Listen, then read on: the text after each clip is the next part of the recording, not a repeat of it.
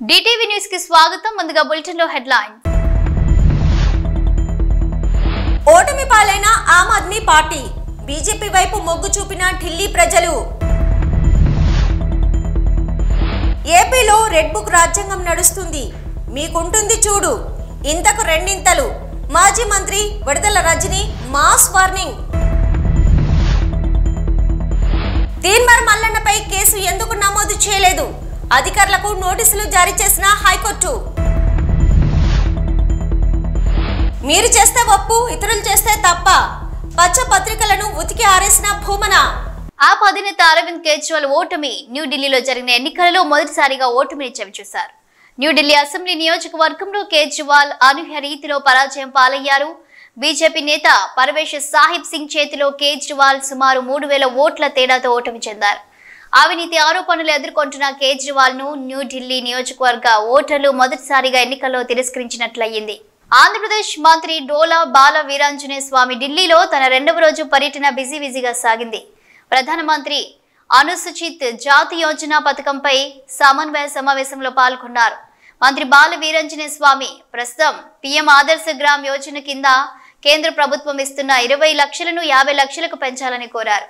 డోలా బాల Veeranjaneya Swamy PM Ajay కింద మంజూరైన సాంఘిక సంక్షేమ వసతి గృహాలకు త్వరితగతిన నిధులు విడుదల చేయాలని కోరారు. మంత్రి డోలా బాల వీరాంజనేయ స్వామి मंत्री विभिन्न महकमे के केंद्रीय सरकार के महकमे के अधिकारीगण, हमारी सलाहकार समिति के सदस्यगण और उसके अलावा बाकी जो सभी आमंत्रित राज्यों less amount, sir. In the villages where we can say that for 50% population, 40% population plus 2. In a village, we have to construct the cement roads, CC roads and drains, nearly 5 to 6 kilometers is there. For 20 lakhs, approximately this amount we are looking for 1 kilometer, we require nearly 1 crore. In this component, we are giving 20 lakhs with all 10 parameter indicators. It is a very less amount to convert the funds. In villages, Gram Panchayats also having very Niti Aayog, less amounts are available. స్థానిక సంస్థలో 34% ఉన్న BC reservation ను 24% కుదించి 16,000 మందిని పదవులకు దూరం చేసిన BC ద్రోహి జగన్ రెడ్డి ఇప్పుడేమో నా బీసీలు, నా ఎస్సీలు, నా ఎస్టీలు అంటూ గొంతు చించుకుంటున్నారు. కూటమి ప్రభుత్వం అధికారంలోకి వచ్చిన తర్వాత బీసీలకు 34% రిజర్వేషన్లతో బీసీలకు సముచిత స్థానం కల్పిస్తున్నామన్నారు. ఇదంతా కూడా ఒక రెడ్ బుక్ రాజ్యాంగం రాష్ట్రంలో నడుస్తుంది. మరి ఈ రోజున ఇది ఎలా అయిపోయిందంటే మన రాష్ట్రంలో ఇదొక పాలసీ మాదిరిగా, ఇదొక గవర్నమెంట్ పాలసీ. ఈ గవర్నమెంట్ పాలసీ రాష్ట్రం మొత్తం ఇంప్లిమెంట్ చేయాలి కావచ్చేమోనని ఇక ఇది ముందుకు కొనసాగుతూ ఉంది. ఇదిట్లా ఉంటే మన చిలకలూరుపేట నియోజకవర్గంలో ఈరోజు నియోజకవర్గ పరిస్థితి ఏంటంటే ఒక ఆటవిక అరాచక పాలన చిలకలూరుపేట నియోజకవర్గంలో కొనసాగుతుంది. ఇక్కడున్నటువంటి ఎమ్మెల్యే పుల్లారావు గారు అవినీతికి ఘనపాటి పత్తిపాటి అని చెప్పొచ్చు. ఇక్కడ ఒక చక్కటి నరేటివ్ని కట్టుకథ చక్కగా అల్లి ఒక వ్యక్తిని ఈ పుల్లారావు గారు స్టేషన్కి పంపిస్తాడు. పంపించి ఒక కంప్లైంట్ ఇప్పిస్తాడు.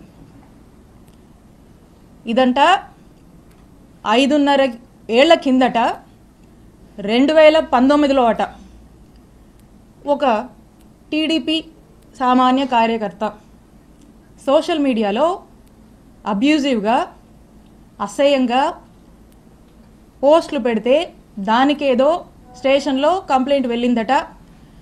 పోలీసులు డ్యూ ప్రొసీజర్ ఫాలో అయ్యుంటారు. దానికి నాకు సంబంధం ఏంటి? ఇప్పుడు ఈ కట్టుకథను ఎలా వెళ్ళారంటే ఈ వ్యక్తిని ఎమ్మెల్యే కంప్లైంట్ ఇప్పిస్తాడు.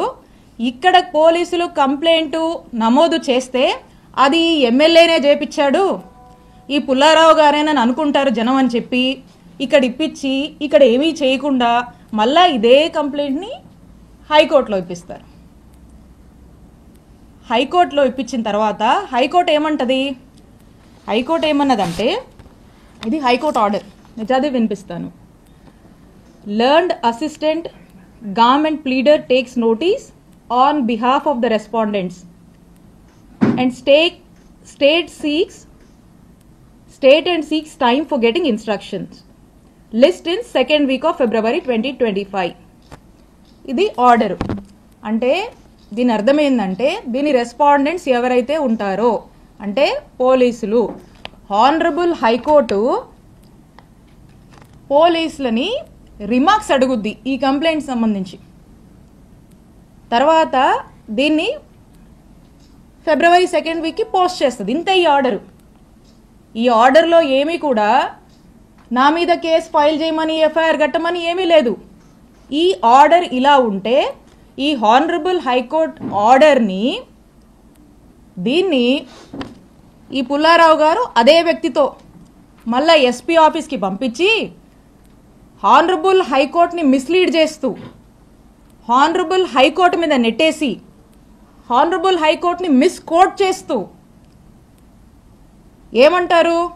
హానరబుల్ హైకోర్టు నా మీద, ఆవిడ మీద కేసు కట్టండి అని చెప్పారని హానరబుల్ హైకోర్టు మీద నెట్టి ప్రజల్లోకి కోర్టే కేసు కట్టమని చెప్పిందని చెప్పి పంపించేటువంటి ఫ్రీలర్స్ ఇచ్చి ఒక ప్రయత్నం చేసి, అంతలోపే ఇక్కడున్నటువంటి పోలీసులు నా మీద కేసు కట్టారు, ఎస్సీ ఎస్టీ అట్రాసిటీ పెట్టారు.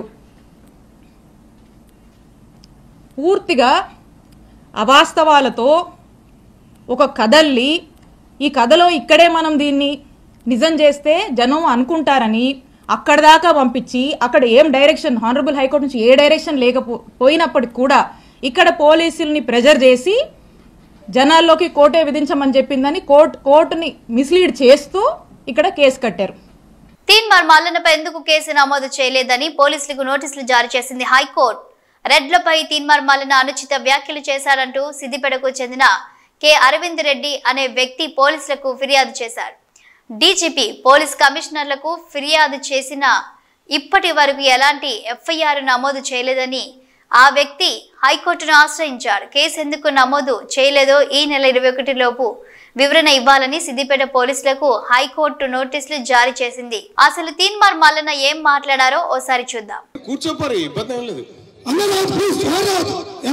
వీళ్ళని ఎందుకు పిలిచిన మీ అందరిని కాదు,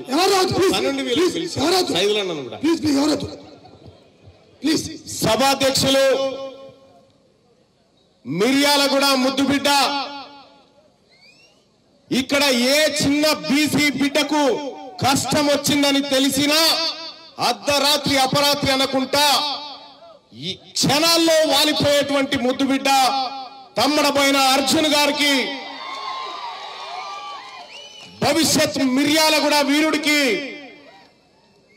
అలాగే ఈ కార్యక్రమానికి విచ్చేసినటువంటి పెద్దలు గౌరవనీయులు శాసన మండలి మాజీ చైర్మన్ నేతి విద్యాసాగర్ గారికి, అలాగే తెలంగాణ ఉద్యమకారులు సోదరులారా, అలాగే మిత్రులారా, పోలీసు సోదరులారా, అందరికీ పేరు పేరున నమస్కారం తెలియజేస్తా ఉన్నా. మళ్ళా ఇక గత కొన్ని రోజుల నుంచి ఈ మిర్యాలగూడ సభ మీద ఓ కుట్ర, ఓ కుతంత్రం. ఇక్కడ ఉన్నటువంటి ఎమ్మెల్యే గారు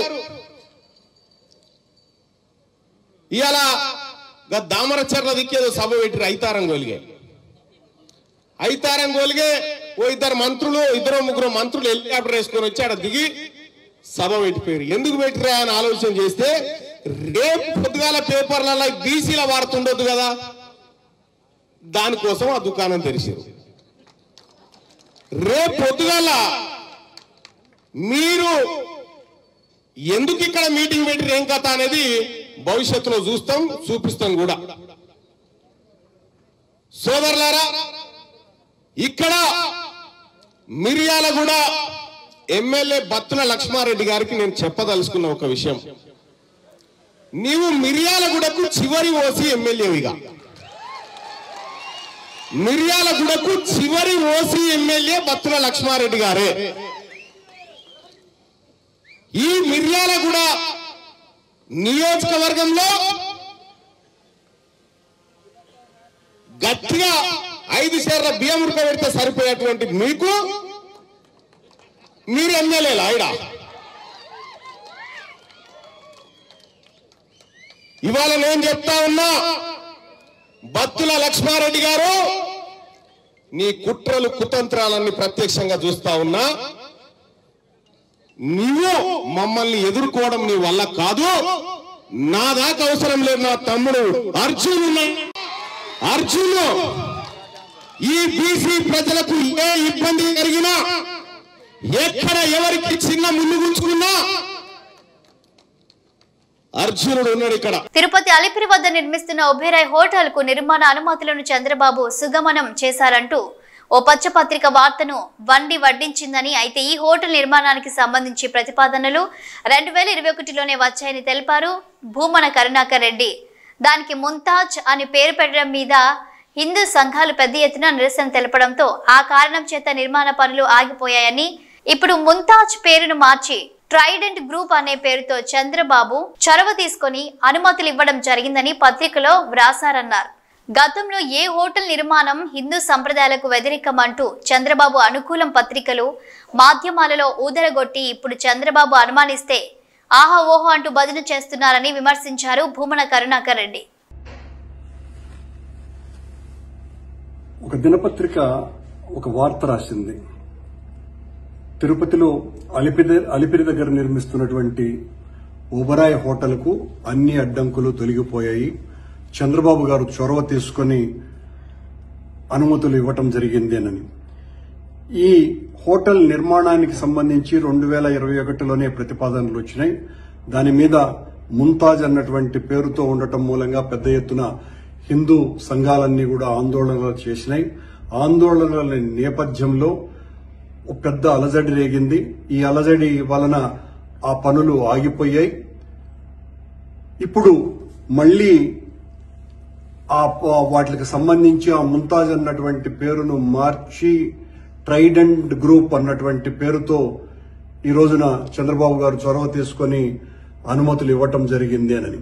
గతంలో చంద్రబాబు గారు పత్రికలు, ప్రసార మాధ్యమాలు, ఆయనకు సంబంధించినటువంటి స్వాములు, ఇలాంటి వాళ్ళందరూ కూడా అక్కడ మద్యం, మాంసం ఇలాంటివన్నీ, క్యాబరా నృత్యాలు ఇవన్నీ కూడా చేస్తారు, ఇలాంటి వాటికి అనుమతిస్తారా, ముంతాజ్ హోటల్ ఏంటి అని పెద్ద ఎత్తున ఆందోళనలు చేసినటువంటి విషయం మనకందరికీ కూడా తెలిసిందే.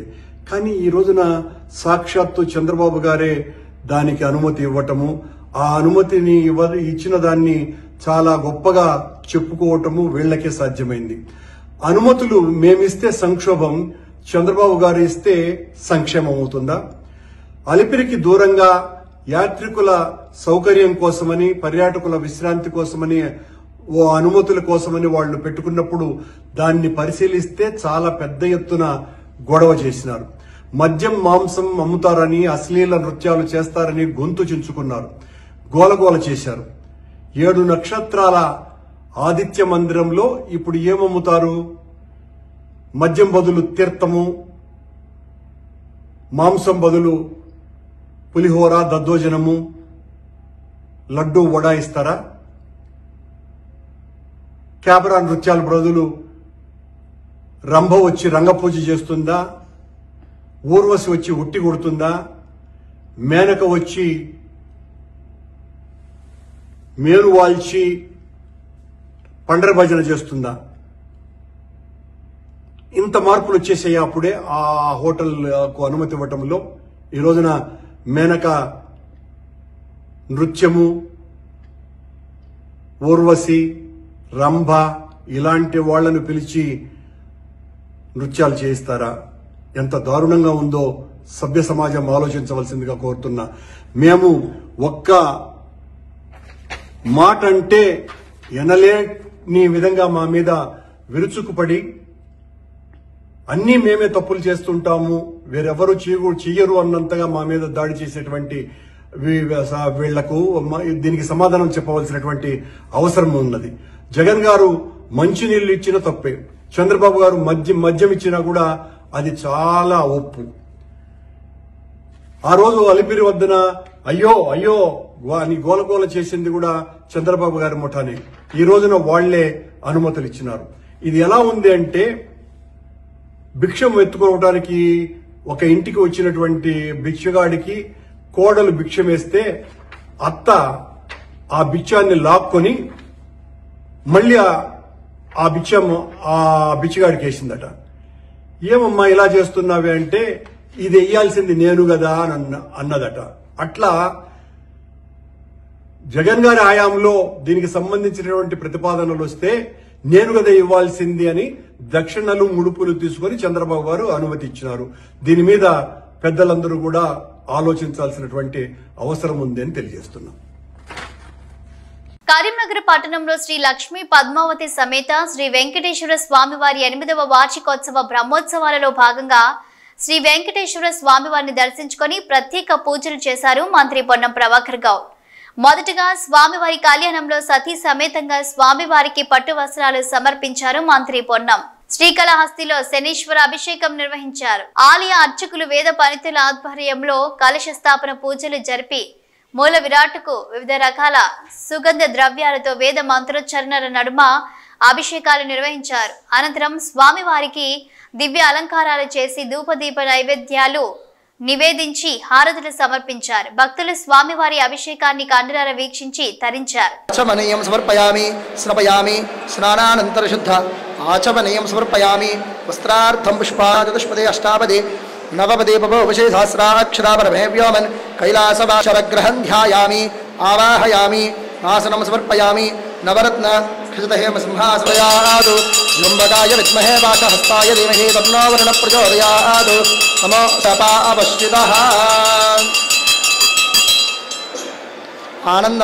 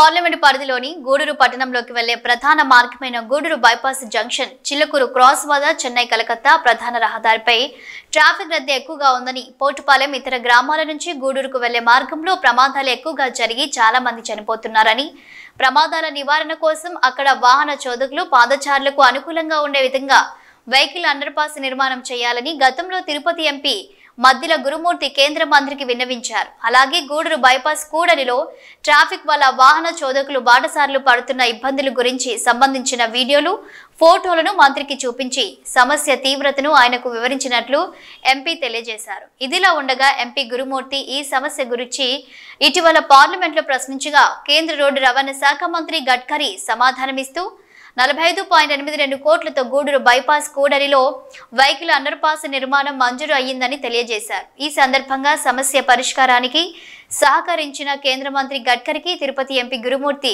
హృదయపూర్వక ధన్యవాదాలు తెలియజేశారు. అందరికీ నమస్కారం. ఈరోజు గూడూరు నియోజకవర్గంలోని గూడూరు టౌన్లో నుంచి చిల్లకూరుకు వెళ్లే చిల్లకూరు క్రాస్ ఏదైతే చెన్నై కలకత్తా నేషనల్ హైవేలో ఉందో అక్కడ ట్రాఫిక్ ఎక్కువగా మాటిమాటికి నిలిచిపోతుంది. ఎక్కువగా రోడ్డు ప్రమాదాలు జరుగుతూ చాలామంది గాయపడుతూ కొంతమంది ప్రాణాలు అయితే పోగొట్టుకోవడం జరిగింది. సో ఎన్ని విషయాల్ని కేంద్ర మంత్రి వర్యులు గడ్కరీ గారికి వివరించడం జరిగింది. పార్లమెంట్లో కూడా అడగడం జరిగింది. దీనికి గాను కేంద్ర ప్రభుత్వం 45.82 కోట్ల రూపాయలని మంజూరు చేసింది. త్వరలో ట్రాఫిక్ కష్టాలన్నీ తీర్చి ఆడ మంచి వెహికల్ అండర్ పాస్ నిర్మిస్తున్నందుకు నితిన్ గడ్కరీ గారికి నా హృదయపూర్వక ధన్యవాదాలు తెలియజేస్తున్నాను. ఎవరికి అనుమానం రాకుండా కంటైనర్ తరలిస్తున్న 360 కేజీల గంజాయిని గండేపల్లి పోలీసులు స్వాధీనం చేసుకున్నారు. సిఐ వైఆర్కే శ్రీనివాస్ దానికి సంబంధించిన వివరాలను వెల్లడించారు. ఏజెన్సీ నుంచి కేరళకు గంజాయి తరలిస్తుండగా పోలీసులకు సమాచారం మేరకు గండేపల్లి మండలం ఎన్టీ రాజాపురం వద్ద హైవేపై పట్టుకోవడం జరిగిందన్నారు. ఈ దాడిలో ఒకరిని అరెస్టు చేసి బస్తాల్లో ఉన్న 360 కేజీల గంజాయిని స్వాధీనం చేసుకోవడం జరిగిందన్నారు. అలాగే van, car, Honda motor cycle, ఒక సెల్ ఫోన్ స్వాధీనం చేసుకోవడం జరిగిందన్నారు. ఈ కేసులో రాజమండ్రికి చెందిన ఒక అతను కీలక వ్యక్తిగా ఉన్నారన్నారు. అతను ఏజెన్సీ ప్రాంతం నుండి గంజాయిని సేకరించి తమిళనాడుకు చెందిన మరో వ్యక్తితో కలిసి కేరళలోని ఎర్నాకులంలో ఉన్న వేరే వ్యక్తికి పంపిస్తుండగా పట్టుకోవడం జరిగిందన్నారు. వీరిపై కేసు నమోదు చేసి దర్యాప్తు చేయడం జరుగుతుందన్నారు. ఈ కేసులో చురుకుగా వ్యవహరించిన ఎస్ఐ శివనాగబాబును head constable Khaja, constable Giribabu ఆయన అభినందించారు. నేషనల్ హైవేలోని ఎన్టీ రాజాపురం ఏరియాలో రైడ్ చేసి ఒక కంటైనర్ని ఒక వ్యక్తిని అరెస్ట్ చేయడం జరిగింది. అతని వద్ద నుంచి 360 కేజీల 18 బస్తాల గంజాయిని స్వాధీనం చేసుకోవడం జరిగింది. అలాగే ఒక కారు, ఒక మోటార్ సైకిల్ కూడా స్వాధీనం చేసుకోవడం జరిగింది. ఈ కేసులో కీలక పాత్రధారి రాజమండ్రికి చెందిన వ్యక్తిని, అలాగే ఎర్నాకుళంకి చేరవేస్తున్న అతనిని మరో ఏజెన్సీలో ఎవరన్నది తెలియజేస్తుంది. మరో ముగ్గురు ఖరారులో ఉన్నారు, వాళ్ళు కూడా త్వరలో అరెస్ట్ చేస్తారు.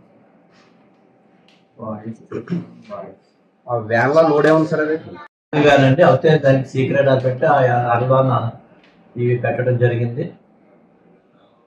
దాన్ని 18 బస్తాల్లో 360 కేజీలు స్వాధీనం చేసుకోవడం జరిగింది. అలాగే ఒక కారు దీనిని లిఫ్ట్ చేసి వ్యాన్ లో కంటైనర్ షిఫ్ట్ చేసిన షిఫ్ట్ డిజైర్ కార్ని, అలాగే ఇతను లిక్విడ్ ట్రాన్స్పోర్టేషన్ ఉపయోగించినటువంటి మోటార్ సైకిల్ కూడా స్వాధీనం చేసుకోవడం జరిగింది. తర్వాత ముగ్గురిని కూడా అరెస్ట్ చేస్తాం.